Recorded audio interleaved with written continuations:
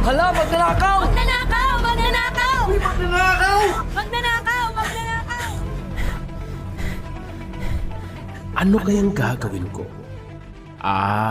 Ipamimigay ko yung konti para tumigil sila sa pag-iingay.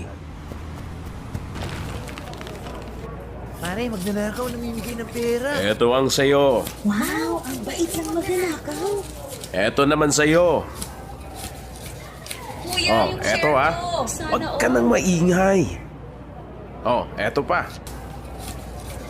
Tama na yan. Nakikipalato lang kayo eh. Huwag nang maingay.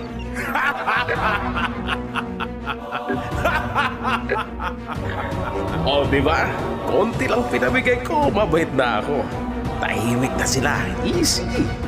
Ngayon, pwede ko na tong suluhin.